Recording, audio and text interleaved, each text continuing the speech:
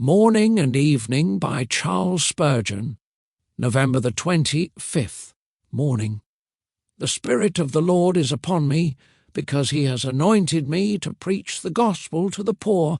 He has sent me to heal the broken-hearted, to proclaim liberty to the captives and recovery of sight to the blind, to set at liberty those who are oppressed. Luke chapter 4, verse 18. None but Jesus can give deliverance to captives. Real liberty cometh from him only. It is a liberty righteously bestowed, for the Son, who is heir of all things, has a right to make men free. The saints honour the justice of God, which now secures their salvation. It is a liberty which has been dearly purchased. Christ speaks it by his power, but he bought it by his blood. He makes thee free, but it is by his own bonds. Thou goest clear, because he bare thy burden for thee. Thou art set at liberty, because he has suffered in thy stead. But, though dearly purchased, he freely gives it. Jesus asks nothing of us as a preparation for this liberty.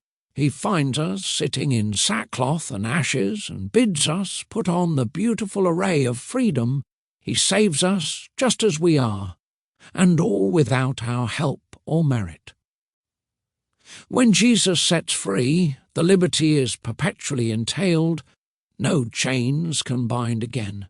Let the Master say to me, "Captive, I have delivered thee, and it is done forever."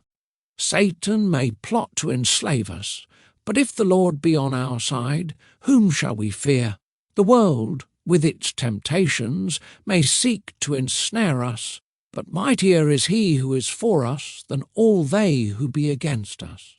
The machinations of our own deceitful hearts may harass and annoy us, but he who hath begun the good work in us will carry it on and perfect it to the end.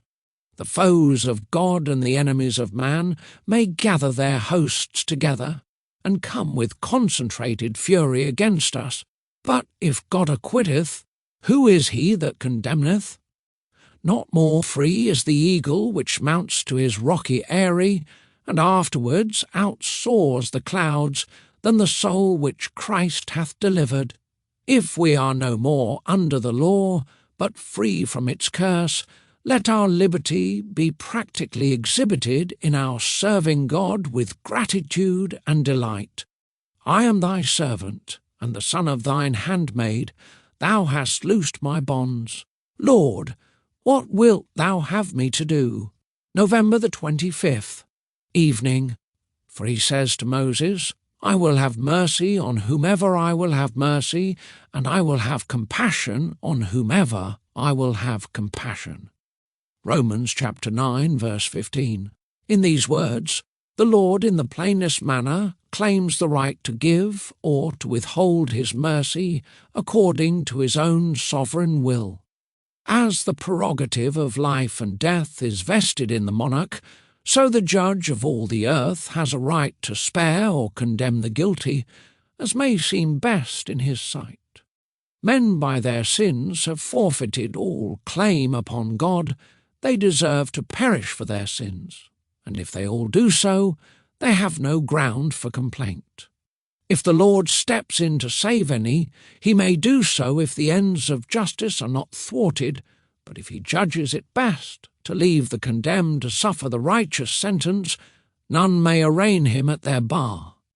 Foolish and impudent are all those discourses about the rights of men to be all placed on the same footing. Ignorant, if not worse, are those contentions against discriminating grace, which are but the rebellions of proud human nature against the crown and sceptre of Jehovah. When we are brought to see our own utter ruin and ill desert, and the justice of the divine verdict against sin, we no longer cavil at the truth that the Lord is not bound to save us. We do not murmur if he chooses to save others, as though he were doing us an injury, but feel that if he deigns to look upon us, it will be his own free act of undeserved goodness. for which we shall for ever bless his name. How shall those who are the subjects of divine election sufficiently adore the grace of God? They have no room for boasting, for sovereignty most effectually excludes it.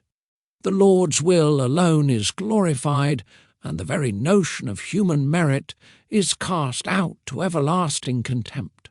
There is no more humbling doctrine in Scripture than that of election, none more promotive of gratitude, and, consequently, none more sanctifying. Believers should not be afraid of it, but adoringly rejoice in it. May your heart rest today in the grace and nearness of Jesus Christ.